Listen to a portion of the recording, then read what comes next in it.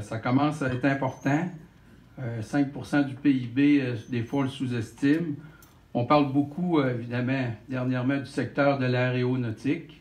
Je pense qu'on n'a pas de gêne, on peut se comparer à ça, mais on n'a pas la visibilité que l'on a.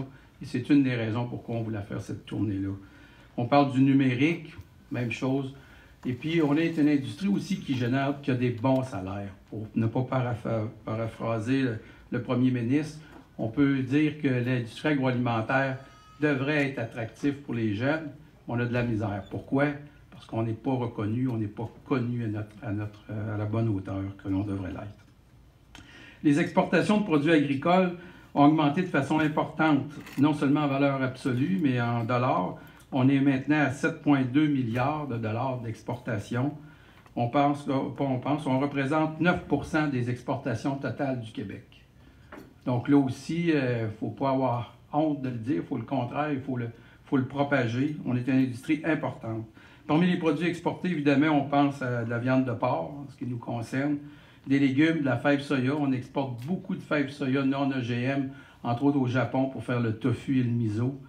Et on a des bovins laitiers et évidemment notre sirop d'érable. Bref, l'industrie agroalimentaire est là pour rester et pour continuer à contribuer à la vitalité des régions. Un autre objectif important pour nous.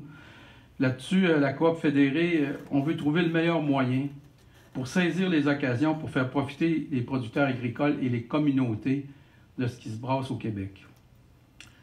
Nos réflexions touchent deux enjeux. Le premier, puis je vais partager avec vous les grandes lignes d'un projet majeur de transformation.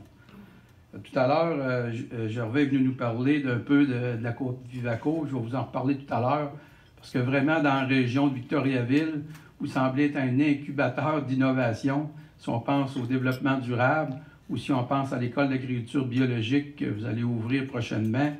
Vivaco est la première coopérative qui fait une transformation complète qu'on va vous expliquer tout à l'heure avec la Coop fédérée.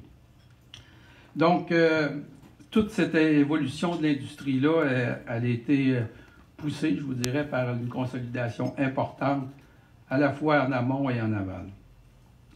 Je vous dirais que je suis très content d'être dans la région, évidemment, parce que c'est vrai, comme je vous disais, c'est une région qui a innové de façon importante